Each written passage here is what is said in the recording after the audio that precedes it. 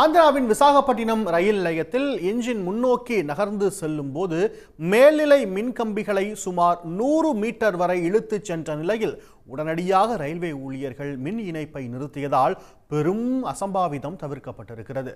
கூடுதல் விவரங்களுக்கு செய்தியாளர் ஜெயக்குமார் இணைகிறார். ஜெயக்குமார், விவரங்கள்.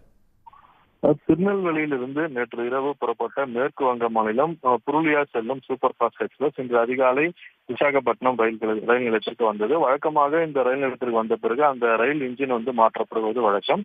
அவ்வாறு ரயில் நிலையத்திற்கு வந்த பிறகு ரயில் இன்ஜினை மாற்றி பெட்டிகளை கழற்றி விட்டுவிட்டு இன்ஜின் மட்டும் முன்னோக்கி நகர்ந்து சென்று கொண்டது. அப்போது திடீரென மேல்நிலை கம்பி அருந்து ரயில் இன்ஜினுடன் சேர்த்து இழுத்து செல்லப்பட்டு சுமார் 100 மீட்டர் இழுத்து சென்ற நிலையில் உடனடியாக இதனை கவனித்த ரயில்வே அதிகாரிகள் மின் இணைப்பை துண்டித்தனர். இதனால் பெரும் அதிர்ஷ்டவசமாக யாருக்கும் எந்தவித பாதிப்பும் ஏற்படவில்லை.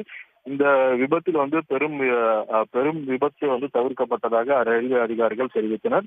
இந்த சம்பவத்தை அடுத்து உடனடியாக ரயில்வே அதிகாரிகள் மின் இணைப்பை சரி செய்யும் பணியில் ஈடுபட்டு மீண்டும் 3 மணி நேரத்திற்கு பிறகு அவ்வழியாக இந்த ரயில் போக்குவரத்து மீண்டும் தொடங்கியது. இதனால் ரயில் நிலையத்தில் விசாகப்பட்டினம் ரயில் நிலையத்தில் பெரும் பரபரப்பு ஏற்பட்டது. விவரங்களுக்கு நன்றி ஜெயக்குமார். உடனுக்குடன் செய்திகளை தெரிந்து கொள்ள சன் நியூஸ் பெல் ஐகானை கிளிக் பண்ணுங்க.